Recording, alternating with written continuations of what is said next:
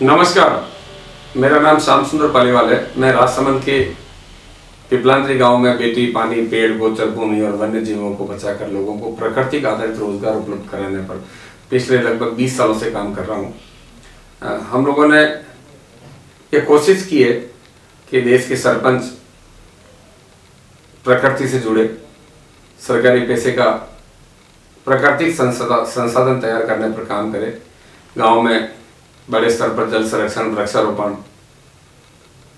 बेटी बचाओ बेटी पढ़ाओ, यूं कहे कि बेटी, पानी, पेड़, गोचर भूमि, क्योंकि पेड़ों को सरकारी जमीनों में लगाना पड़ेगा। आज बड़े स्तर पर सरकारी जमीनों पर जो गांव के लिए आरक्षित भूमि है, उन जमीनों पर अतिक्रमण हो रहा है, अवैध माइनिंग हो रहा है, अवैध का रूप से कचरा डाला जा रहा है, उन जमीनों को खुर्द-बुर्द किया जा रहा है, अवैध कॉलोनियां बस रही है।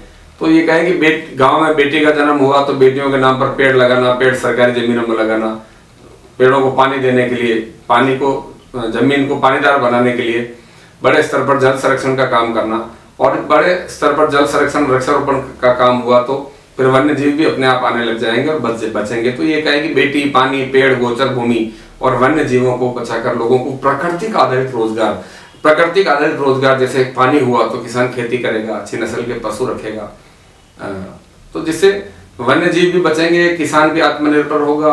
किसान आत्मनिर्भर होगा तो पशुपालन भी होगा, पशुपालन होगा तो घर में घी दूध होगा, और घी दूध होगा तो कुपोषण मिटेगा। इस तरह के काम करके हम लोगों को लगातार रोजगार देने पर काम कर सकते हैं, और ये आज हम सब लोगों के लिए बहुत ही आवश्यक हो गया है, क्योंकि कोरोना जैसी महामारियां रुक नहीं रही है। अगर कोई वैक्सीन आता है तो उसके बदले दूसरा वेरिएंट आ रहा है जिसको रोकथाम नहीं हो पा रही है। और इसका एकमात्र कारण है कि अगर हम सब लोग चाहें तो इस प्रकृति को प्रकृतिमय बनाकर, इस पृथ्वी को प्रकृतिमय बनाकर हम लोग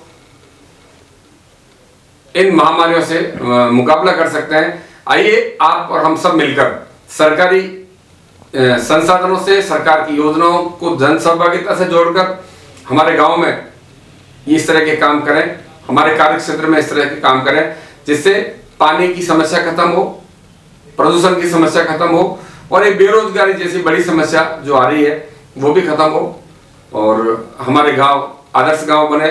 और गांव आदर्श बनाने के लिए पहले हमें आदर्श बनना पड़ेगा, तब जाकर हमारे गांव आदर्श बनेंगे। गांव